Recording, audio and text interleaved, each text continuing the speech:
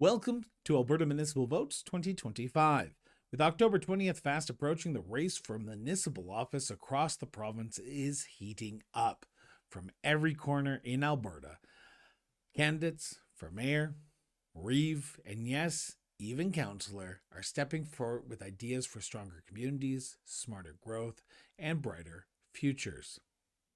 Today we are turning our attention to the City of Calgary, particularly Ward 12 in the City of Calgary, where we are sitting down and chatting with Sarah Ferguson, who is seeking election in the ward under the Calgary Party banner. Sarah, thank you so much for sitting down with me and talking about yourself and talking about your bid to become the next councillor for Ward 12.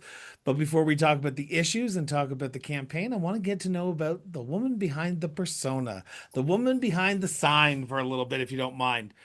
Sarah, where's your sense of duty to serve your community come from?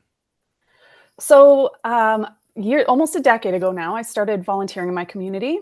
As many of these kinds of conversations go for volunteers, I accidentally became secretary of my community association, which then led me to being vice president, which then, of course, led to me being president, which I truly loved. And I ended up doing other volunteer board positions through that time. I was running a day home, so very engaged in my community, and I really loved it. And then leading up to the 2021 election, I was approached to actually run because of my community advocacy. I did the Prepare Her course through Ask Her, and I learned so much about what municipal politics actually was, what being a city councillor actually was, and I thought, like, that's a terrible job. Why would I want to do that? Like, that seems you're just putting yourself up there to be, scrutinized and yelled at. So I did not do that path, and I volunteered on Evan Spencer's campaign instead. And through my work that I had done and all the knowledge and connections that I had throughout the community, I ended up getting a job in his office. So for the past 4 years, I was working in the Ward 12 office, and I learned everything I could about the communities out here. And I love it. I have so much loyalty out here to everybody that I've met, and I've learned so much about how our city works.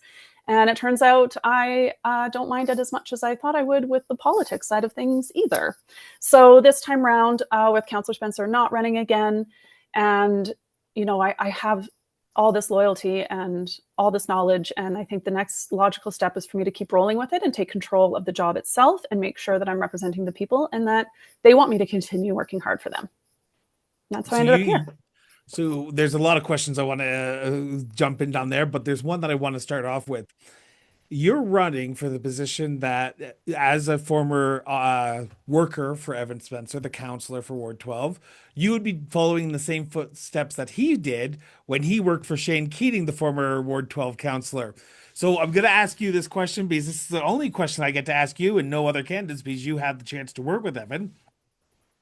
How are you different from Evan? How will your approach on council be different? Or is your continuation, if you are elected, going to be similar approach to what Evan did? Oh, so, Evan and I definitely connect, right? Like, obviously we share similar values about a lot of community aspects, but at the end of the day, we are very different people. And how we manage things is very different, which is why we worked well together, is because we had different views and we had different thoughts of how to approach things even. And those are the parts that definitely set me apart from him. And, the fact is, as I've shown for the past 4 years, like, I love being in the community. I have taken that role very seriously. And that to me is the big part that I will focus on, I guess. Right. And, nope. And I truly love this work. And so I've had the privilege that he didn't have to really see this job in a different way, right? He was working for Keating during COVID, coming out of COVID. It was a very weird time. And I think the lessons that I have learned in the 4 years working in his office is the things that I would like to do differently. The other thing that's different between yourself and Evan Spencer, the current councillor for Ward 12, is you've decided to put your name on the ballot alongside a political party. The first time in Calgary's history where parties are allowed, and you've decided to put yourself on the Calgary Party banner. What was that decision based on, of putting yourself under Brian Thiessen's party? So it was so first off, the way that all of this came down. So over the past few years, again, another thing that I've been able to learn a lot about is our political atmosphere here in Calgary, right? And I love it. It is very fascinating beast, the different players in it, how it like how our city interacts with the other cities around us and the province. And so having kind of nerded out on this information, introducing parties is kind of like it's very exciting. And not only did I get to see how the Calgary Party formed, because I guess even going back further, as these conversations started happening, there were discussions around who the Calgary Party was going to approach for incumbents. Now, a lot of those incumbents ended up not running. So then they decided, okay, they're going to pivot and do a full like no incumbents, right? So that was really early on where those conversations were having. So I got to see that party form and how they started building. But on the flip side, because of my job and where I was at, I got to see Communities First develop as well and how that came out. And a bunch of A Better Calgary, the people that built that party, live in Ward 12 and their connections I have through my community advocacy. And so I even got to see that one form a little bit. And they're all very unique, right? So it's been so cool to watch how very different parties have all developed and gotten to this point. Now that's getting into the weeds of it. Obviously, that doesn't matter much to like the average voter, the regular people getting into But it. to me, it does. To me, the fact that like I'm a municipal nerd, and you will learn that over the next 40 minutes there, Sarah, that I like to go in the weeds, but understandable. You want to make sure that Okay. we keep on the Ward 12. Continue on though. Well, and so that means we should probably go for coffee, and we can talk all about it. We Unless you will. think there is an actual interest in me blathering on about all the cool stuff I got to learn while these parties formed, for like if other people would be interested, but I don't think they are, based on nobody will talk to me about it. Um, so yeah, so I it was love how candor you are. Is that a personality trait that you have? You're willing to just, it seems like you truly have a passion for this, and we've only been chatting for less than 10 minutes now. It seems like you have a passion for this. Is I that do. what truly decided? Because you said back in 2021, you said, oh, heck no, this is not for me. Why would anyone want to do that? But it seems like the last 4 years in Evan Spencer's office has transformed you into the candidate that you are today. Would you say that? Oh, absolutely. And it's not just municipal politics, right? That have like fascinated me. Like I've been able to learn so much about, foxtails. Like I can go in depth into foxtails as I can about the odor situation that we have in the southeast and the odor mitigation stuff we've been working so hard on. I love it. From that stuff to how like Calgary police, everything I've learned about our police service and the things that I want to work on there. Like, so this job has opened up this door to just spiral on learning how our city works. And it's so cool. And I love it so much. And that is a big factor in like, I can also tolerate being part of the politics and in that world and that like having a temperament that's also very able to be in that realm. That's the big deciding factors for sure. So the flip question, because you've been there for 4 years, and I hate to keep on harking back, but you've seen and I hate to say the passionate side. Let's put it that way. Let's say it as positive as possible on the show. The passionate side of politics. That means that you know that 100% of the people will never agree on any position that you take. That means there will be people who disagree with you.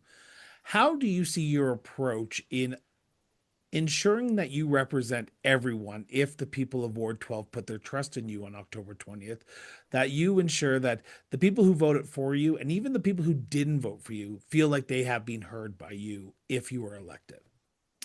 Oh, that's always the battle, right? And I joke that having 4 years of being yelled at by proxy has prepared me to be yelled at as the person. Like I can talk about, there was a community association meeting where they made me cry, and there was another community event where Evan was late for it, and because of council, like he was in council, and there was straight up a lineup of people to just yell at me, and I took it, and I was there, and we talked about their problems, and so like I've had practice with it, and But it is more people just wanting to feel heard, right? Because exactly. understandable, like municipal politicians are the closest to the people. You interact with them more than they're probably their MLA or their MP. So sometimes the frustration may not just be about municipal politics. It may be about provincial or federal politics as well. Exactly. You're the lightning rod. You're Yeah. the most accessible, and you should be the most accessible, and you should be the lightning rod. So I think that is like having had this perspective of, people are frustrated, and especially today's day and age, people are even more frustrated. And you're there and you have the capability to do things. And it's just part of this. This is what I am signing up for, is that meeting people's frustrations and seeing where they're at and communicating with them about, like when they have a problem, and then I can talk about what I know about the problem, and then they can communicate back solutions. And then it's like, I like that. I can look into that more. And that's the stuff that I love, is that like that collaboration and getting out in the communities. And it's one of those things that's impossible to have it perfect, but I think it's like, as long as you show up and you keep showing that you're trying and that you're there, that's the best you can do in the climate that we're in right now politically. So we are less than a month away from when voters will be heading to the polls.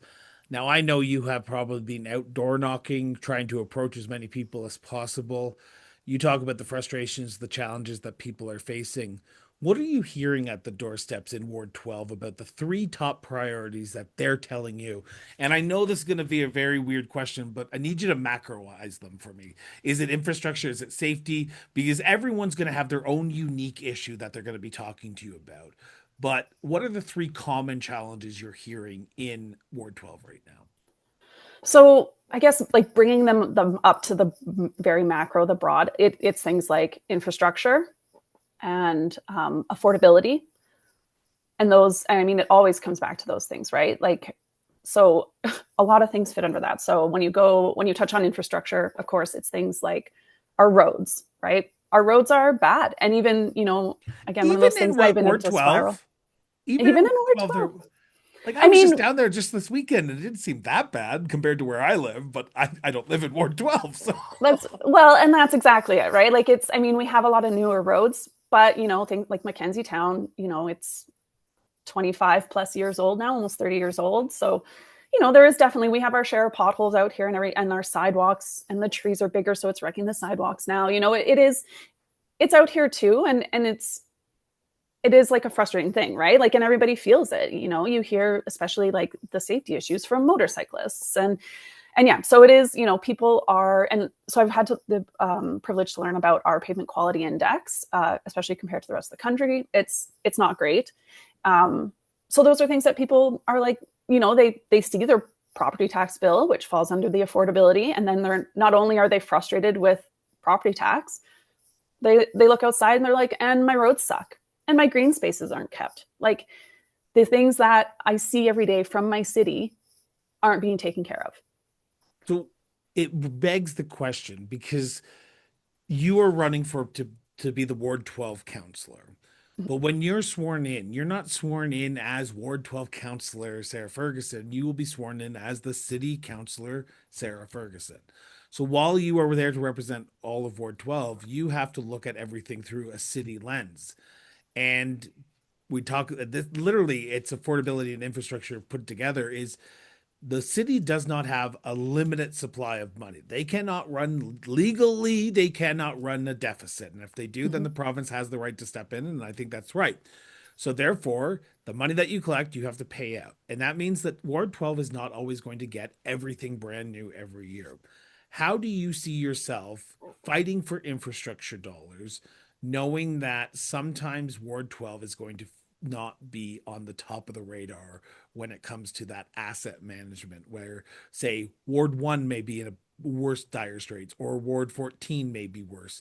So, how do you see yourself being able to champion Ward 12 around infrastructure funding, but also realize that sometimes you're going to have to upset some people? Well, that comes back down to the communication as well, right? Making sure that it's understanding what's going on out here. And when it comes to roads, our roads might not be so bad, but we have other huge infrastructure deficits. Like, when you factor in things like Calgary Transit being part of our infrastructure, like transit out here sucks. Like if you can get anywhere Are in our we going to city, talk? Are we going to talk about the Green Line? Are we about to talk about the Green Line? I don't know. Do you have a lot of time? I would I happily talk do, about. because when we talk about transportation, getting people around, we all see what's happening with the green line. It is getting shorter and shorter, and it still has not been like this has been on the conversation since like literally probably about 15, 20 years ago, Mhm. but still hasn't gotten done. When you're talking to people in Ward 12 around infrastructure projects, and particularly around the green line, are they upset about the current path that it's taking? Oh, yes, of course, right? Like no matter what side of the Green Line conversation, it's not been a fun trip for anyone, right? And so during my time on the Mackenzie Town Community Association, like I did radio interviews, I did news interviews about the Green Line and advocating for it because that's where the last stop is considered Mackenzie Town, the Shepherd stop. It's currently, fingers crossed, being built behind Superstore on 130th. So I've been talking about the Green Line for a really long time, and it is so needed. And I mean, right now I'm excited to have this portion go forth, right? We're going to at least touch into downtown. It's going to where the new event center is being built, and it's coming out here to the Shepherd station just behind 130th. It is going to be huge for Ward 12 to have that kind of transit access, right? Like, you know, even if people aren't, if they're not directly complaining about bad transit, they are complaining about things like traffic, parking, those things. Those are big issues out here in general. So the main easiest way, the best path forward is having better transit, so it's an option, because really out here right now every driver essentially requires a vehicle. Like it's really hard to even have a one vehicle household out here. So even if the folks out here continue to choose to drive, giving that option for folks to have better transit is going to be game changer. So the But green line. I'm Mhm. gonna just but I can imagine talking to people in Mackenzie Town and then talking to people in the southern part of Ward 12. You're going to hear different reactions because the original plan was to go to the South Campus, which is a far distance from where it's going to now. Mhm.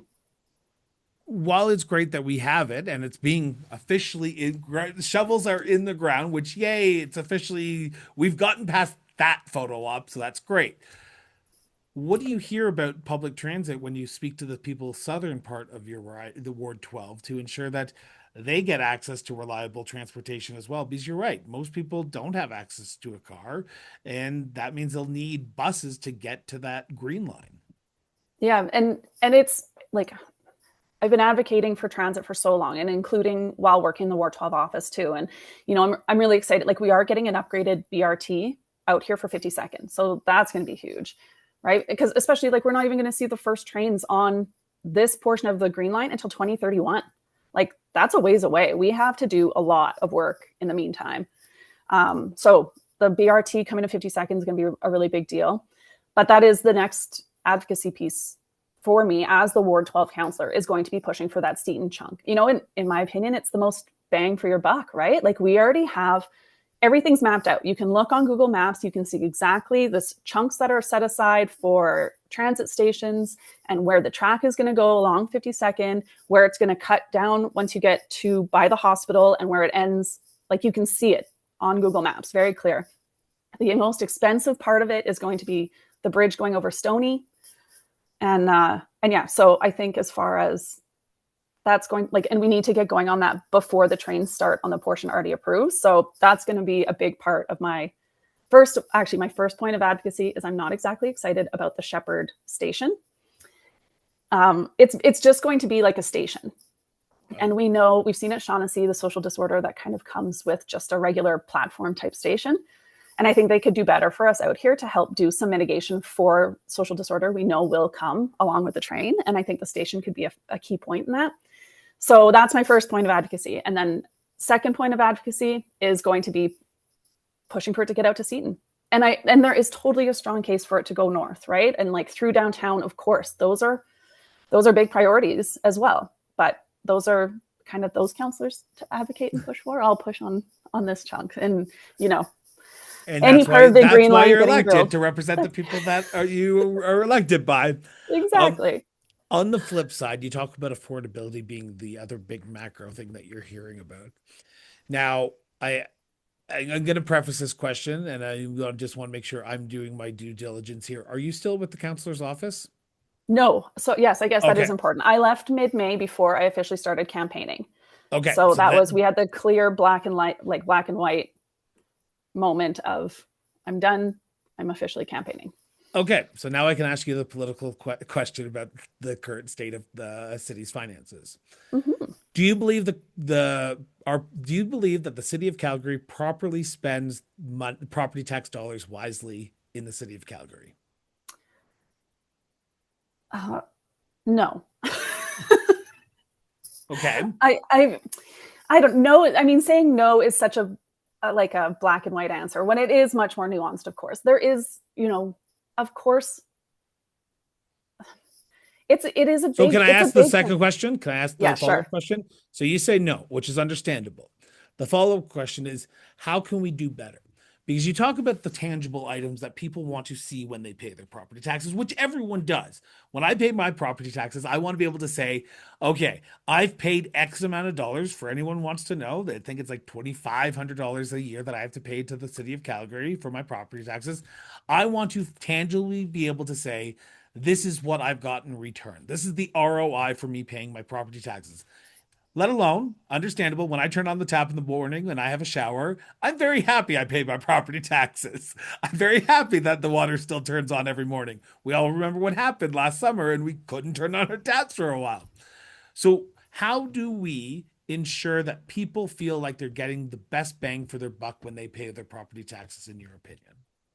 It's prioritizing, right? Like there is a lot of stuff that gets prioritized that could be further down on the list, in my opinion, right? Like, and it is, again, it's every counselor's job to push on these items that are important to their ward. So absolutely.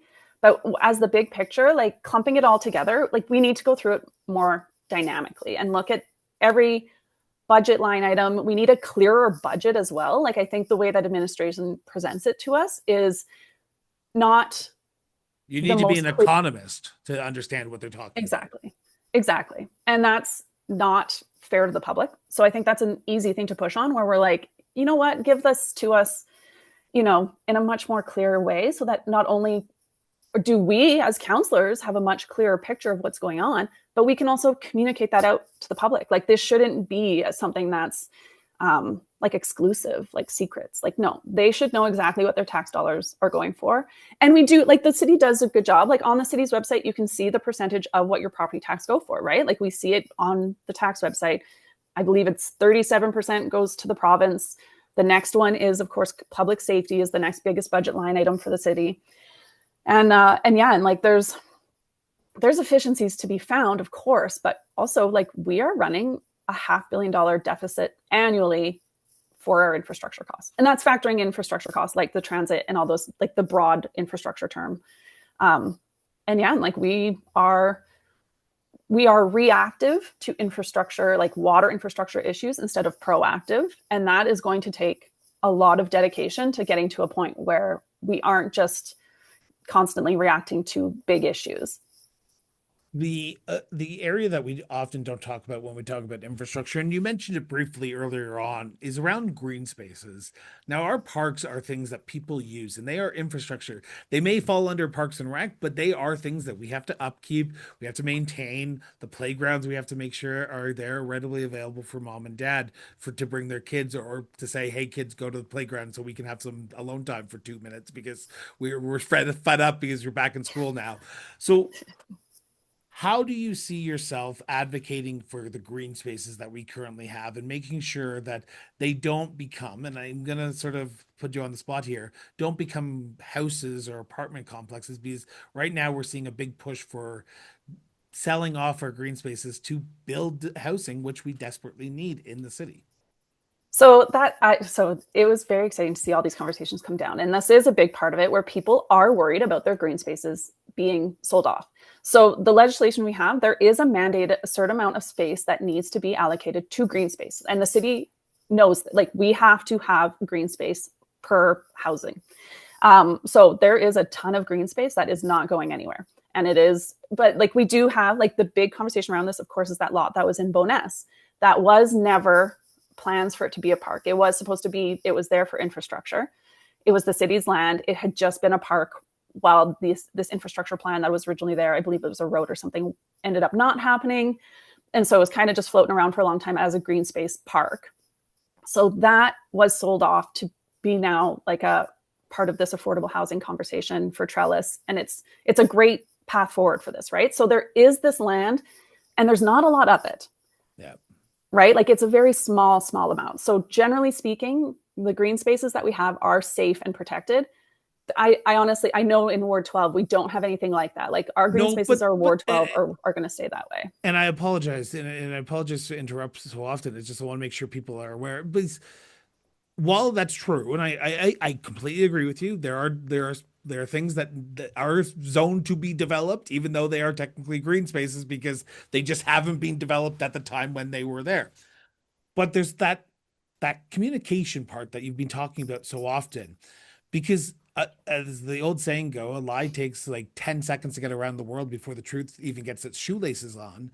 So how important is it for you as the next councillor for Ward 12 to ensure that you are communicating effectively, but ensuring that you're also combating against the myths, truths that are out there? Because we saw in this last term in council that there was a lot of myths, truths that were flying around. And there was a lot of times when I was even questioning, is that right? Like I have to go and do research. And again, I'm a nerd, so I like doing that type of stuff.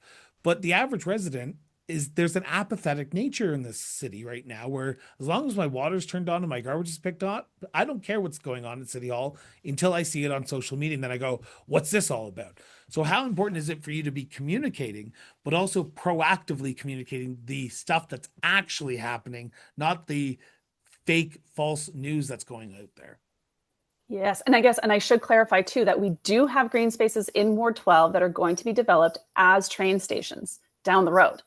But again, this comes back to the communication that has been clearly communicated for a long time, that eventually these green spaces are going to be train stations. Yeah. So that is a big point, is the communication part of it all. And yeah, I've had front row seat. I was managing a lot of the communications and, how we got out to the community to do this. And there was definitely, so this is one of those times too, where I had the privilege of kind of speaking what my gut says we should do, and then it not going that way, and then it not maybe being the best result. And especially when it came to certain things of communication, where I was like, we should get in front of this, we should talk about this. And then there was this attitude of like, let's hold off and see, and then we'll communicate. And then it becomes a thing. And it's like, oh, if we'd only been in there first to make sure that we had the right information in people's hands to begin with, this might have been mitigated. And so for me, I would rather put my neck out there and say something that ends up like maybe getting people mad at me, but it's the facts immediately out there. I'd rather take that chance than have to try to play catch up later on of misinformation, like that rage bait aspect of a lot of what's going on right now. Right. And so that I love that. I love watching it. And I just like being around and making sure that, you'll never catch everybody, but making sure like on socials, like we have a great way of communicating with folks that information is easily accessible. You don't have to sign up for newsletters. You don't even have to follow the page. You can just go to it to see the information. So I have a high priority of that stuff. Which is great because it falls into this next question is and you use the word average Calgary, an average resident. Now, the average resident doesn't have time to go down to City Hall between 9 and 5 or 8 and 5 every day to speak to their councillor. How important is it for you during the next term, if you are elected, or when you are elected, let's put it that way, when you are elected, to ensure that you are accessible outside of those traditional 9 to 5 business hours? So that way people can communicate with you, can reach out to you. How important, because there's always the sense of, oh, a politician only comes around and only wants my feedback during elections. So how important is it for you to also engage outside of that election period, so that way people feel like they're being heard by you, even if it is 7:00 in the afternoon on a Saturday when you're out at a park? Well, yeah, of course, there's going to be a priority of making sure there's those boundaries, like needing downtime, especially in a job that's kind of intense like this, is going to be priority. And also, like, I'm not an emergency service, which is kind of like that mantra that we really need. People don't need responses immediately. They need proper responses when, like, as soon as possible. So I think that's an important piece of this too, is like when it comes to actually replying, like I would rather give a fulsome like response in 5 days than respond quickly and making and just having a whatever response, like, yeah, you know, like a blow off response essentially, right? So making sure that that communication piece is out there as well. Like that's how I look at this, right? Like, I mean, But you'll engage outside of oh, the and election then period, right? oh, and that's what I love, right? So community association meetings are like I love my community association meetings. I've been trying to like sneak into them just to keep up to date what's going on in the communities over the summer because I miss them so much. And so like I will be still me personally regularly going to community associations as much as I can. Like I love those meetings and I love volunteering in the community. I've shown that for the past 4 years that like those are the things that I like to do, to be out in the community. It'll be a lot nicer being like a counselor where people will just come talk to you instead of me having to like come and approach people and feel like I'm putting myself in their space. I'd much rather them come put theirs in my space. So that'll be a much nicer part. But like I love volunteering. If the communities out here know if they need volunteers for stuff, like I'm there. Like I want to go to the parades and I volunteer at the casinos, and like being out is important. And then the other side of it too is like, I mean, you know, the coffee with the uniform type events that we have out here. We have a really great CRO team that plan these. I've been going to them. I've told them they can't have them on Tuesdays anymore if going forward, because I need to be able to make sure they're in my schedule. And Tuesdays are usually a big council day. So I thought there was something on TV that day that you needed to really watch. No, Tuesdays like kind of a big deal for counselors. That's kind of like one of those peak business or peak work days. So yeah, so I like, and then hosting own events, right? And a lot of the time, I think politicians and counselors get frustrated when it feels like their time isn't being used efficiently. So when you plan events and you're like, I am here, come see me, I'm here between these hours, and nobody shows up, it discourages them, and then they don't want to do it because they think it's like a better time spent. But in my opinion, putting it out there that you're there consistently where people can find you one Friday a month, whatever it is, that it's in the ward, it's easy, accessible, someplace they know you're there consistently, whether people show up or not, it shows that you're putting the effort in. And that sometimes is a bigger priority than whether people actually want to come and talk to you. Like, to be accessible is sometimes all people want to see, whether they actually have an issue to come talk to you or not. I want to turn to my next segment. It's about governance and the role of council, but also yourself and what your priorities are going to be from day one. Mm-hmm. I want to start by asking a simple question, but it's a big one. What does good governance mean to Sarah Ferguson? Good governance. You know, I mean, so a lot of my volunteer history is on boards. And of course, city council's much bigger scale. They have much bigger governing rules around them, but the fundamentals are still the same, right? Good governance is looking at the rules and making sure they still apply. First off, if we need to change things up, that's a big part of it. I think a lot of council's bylaws and policies specifically adhering to council might be more complex than they need to be. And maybe we need to have a little look at making them a little more basic. But it is, yeah, like, you know, it's knowing the rules and making sure we're following them and playing within the lines, even if we have to push around them and find workarounds and things like that. But it's good governance is like, the governance is there for a reason. Now, I'm not sure if that answered your question well, but it did, because it adds on to the second question that I have, because you are running under a party structure. Mm-hmm. And I can imagine you are hoping that all 14 wards and the mayor all go for the Calgary Party in this upcoming election. But let's play a little bit of a hypothetical question here. That probably will not happen hypothetically. Mm-hmm. So how do you see yourself working in a governance structure when you are on a party to ensure that the best for Calgary is always at the forefront? because you will have to work with people potentially who are independent, who are a better Calgary Party, ABC Party, the Communities First Party. How do you ensure that your role as councillor will help move Calgary forward, understanding that you are running in that party structure platform?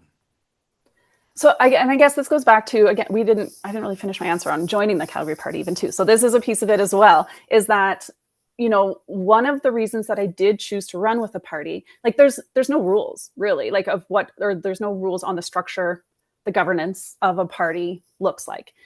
And even more so after the election, there is nothing. There's no, like, we have no idea what this looks like after October 20th.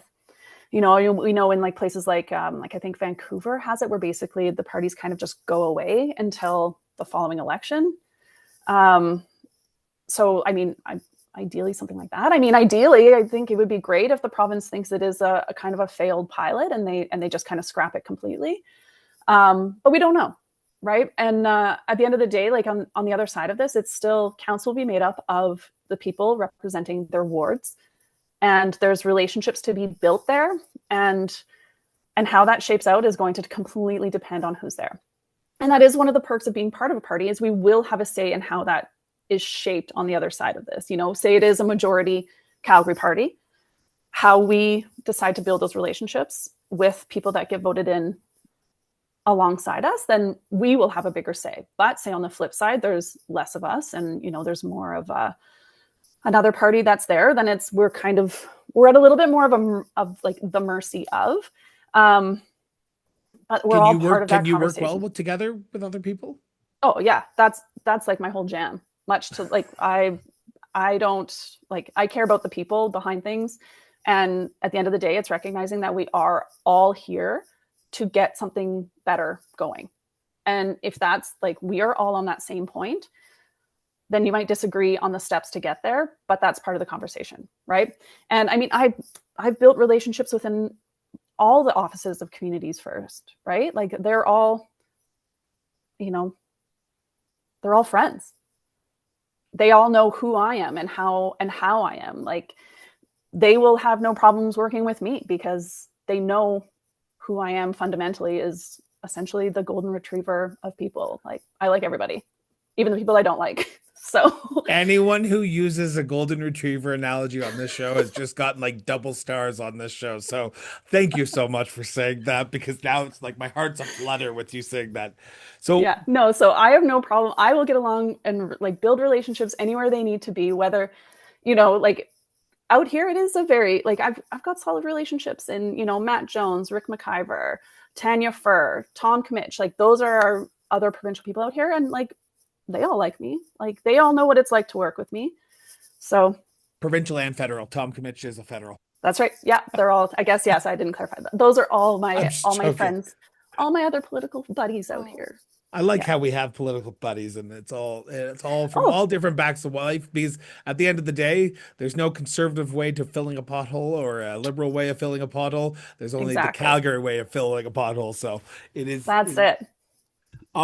I want to sort of talk about what happens after October 20th. So you get elected, you're sworn in. Now you're going to be drinking from a fire hose because you have a budget that you're going to have to pass. You're going to have a lot of things that you're going to have to do. Understandable, you have the background, so you have a little bit of experience there. But being a staffer and being a political politician are two different things, because you are then going to have to make the decisions. You're going to have to be the one who raises their hand and say yay or nay, or press the button, or however you do it in Calgary, to ensure that your vote is recorded. And do all the reading. There is so much reading. Whoa. A candidate who wants to read the packages? Stop the presses. Come on, Sarah. We don't do that. Come on. That's right. Well, we get staff for that. We don't actually do that. I'm joking. I'll be reading. So there's a few things, there's a few priorities that I want to talk about. What's priority one for yourself as a newly elected politician in the city of Calgary? What will be priority one be for yourself after you've got your staff staffed, after you're sworn in? What's priority number one going to be? Setting up good relationships amongst the people that are there. Like around council? That's right. Like making sure that we can solidly be friends. I think that is a huge priority. And I think there's going to be, we're going to have at least 8 new people out of the 15. So that's a big deal, right? So I think that's looking at how we can move forward. But yeah, at first, it's going to be a lot of, when I started working in the office, that fire hose analogy came up a lot. But I felt like it was more like you were given puzzle pieces to a puzzle you don't know what the picture is. And it's like you just get given, it's a completely blue piece, and you're like, this could be ocean and this could be sky, and I have no idea where this goes. And you have no idea how the pieces will fit together. You're just inundated with information. So do you think your background being an operative for Evan Spencer in the last 4 years gives you a leg up because you know the inner workings, you know the people that you're going to be able to have to talk to, you're going to be able to, because understandable, you're not supposed to talk to staff. You only technically have one staff member as council, which is, well, in the city, you have your staff who are your political appointees, but also from administration, you have your CAO, chief city officer, city manager, sorry. So do you believe that your background gives you an ability to go in on day one and not be so far behind and be able to understand what the puzzle might be, even though it may not be fully conceived of yet? Yes, I definitely do. Like there is a lot that comes about, and it's like this time around, I'm going to know the questions to ask better too, right? So, and of course, it's going to be different going through the process of learning as a counselor than you do as an assistant, because it is like they're just completely different when it comes down to it. But no, it's absolutely knowing the past 4 years, how it's gone, especially has a very different lens on how this can go this time around. And like the hindsight of it all, of the relationship building and the things that happened within council and all that as well, right? But yeah, like I think at the end of the, like they've changed everything again, even since I've left, and they've done this a few times to us about how we communicate, like especially like assistants and counselors to administration. There's a whole shift going on. They've changed again. They changed it like 3 times while I was in the office. So it's going to be different again anyways. And we're all going to have to learn that, everybody around there.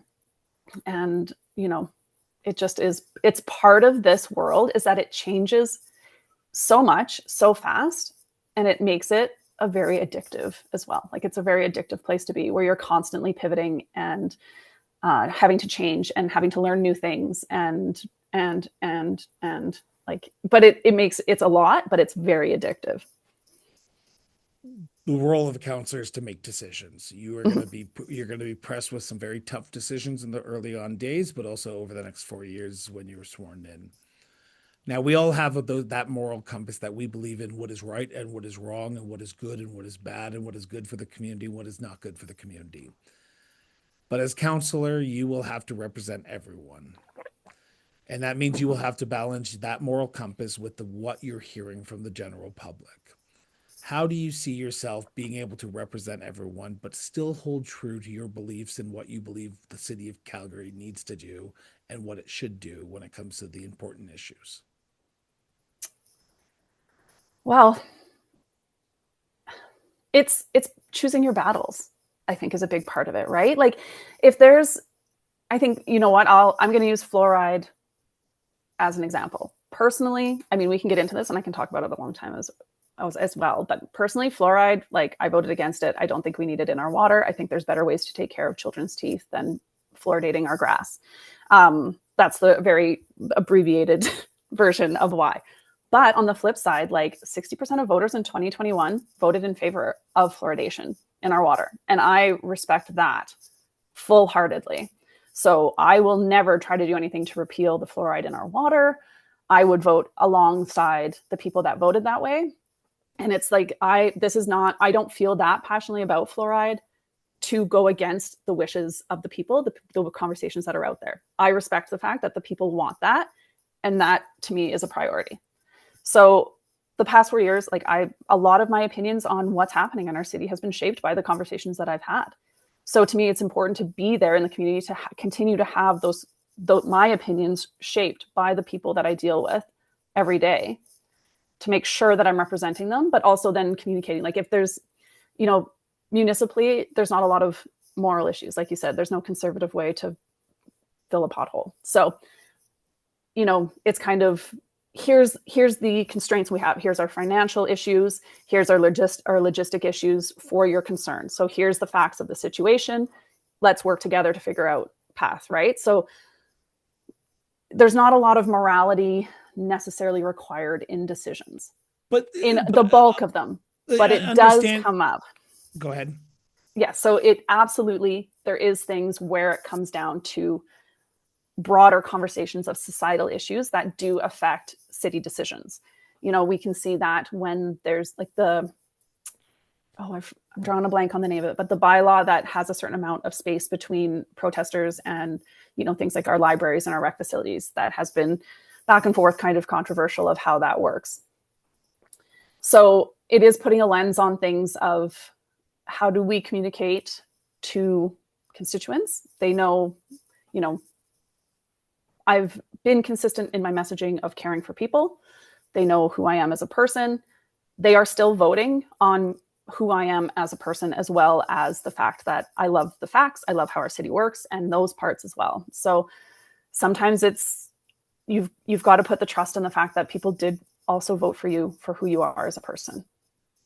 You elegantly said, and we joked about it, that you think of yourself as the golden retriever, get along with everyone. But you're going to upset some people in your job in the office. And that means sometimes you're going to have to say no to them. And I can imagine that is probably the hardest thing for someone like yourself. And it's the hardest thing for me to say no to people and say, unfortunately, we just can't do it at this time.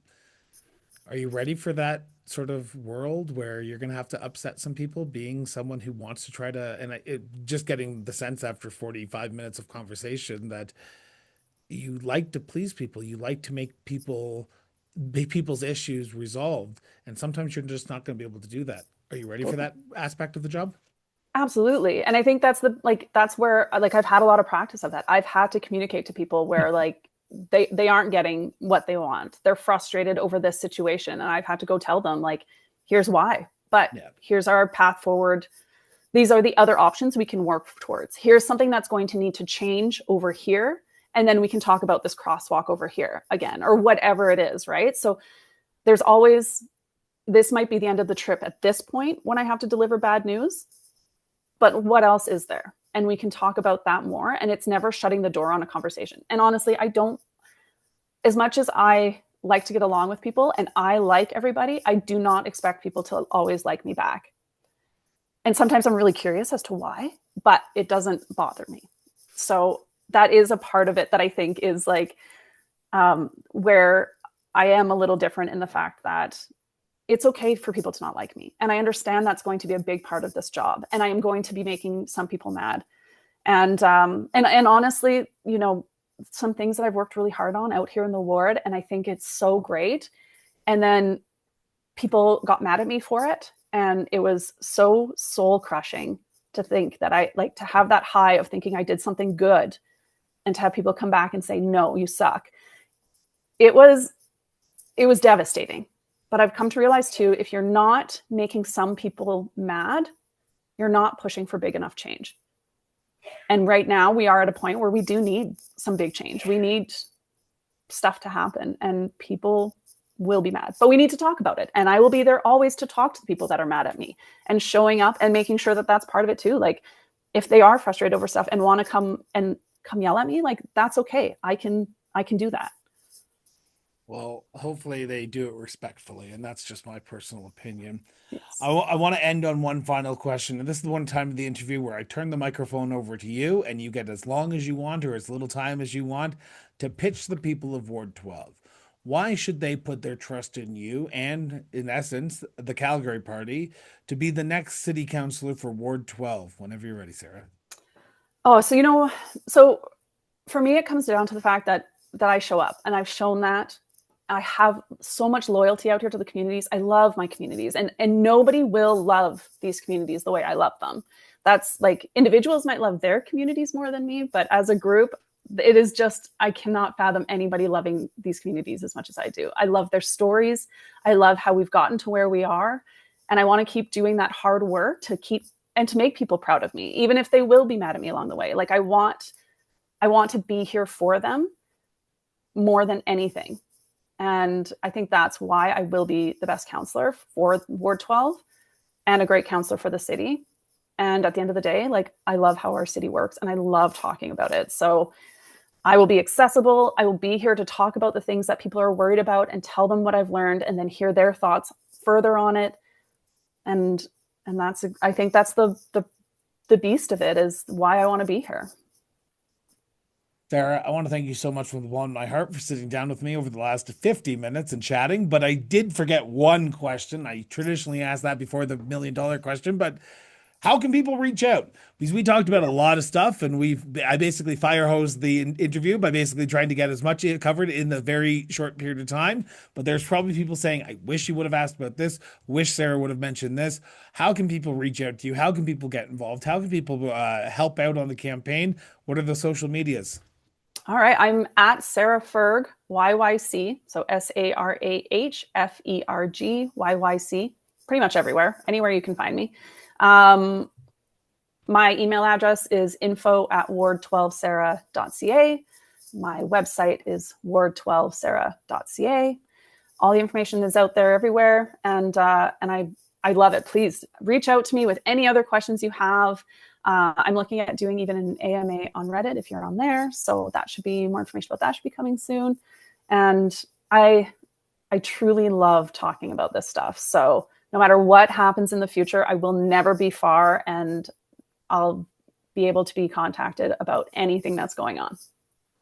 Sarah, again, want to thank you so much for doing this. A quick editorial note for those who are listening. For anyone who is running in Ward 12 or any ward in the city of Calgary and want to be featured on this show, reach out to our team and we'll get back to you as short as possible, and then we'll get you on the show so we can talk about your campaign.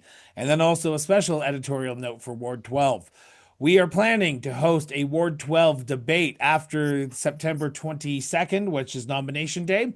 We don't know the official dates yet because we're waiting for the official list of candidates. By the time this comes out, the official list will be set, and we will be sending out an invite for the first or second week of October. So that will be via YouTube.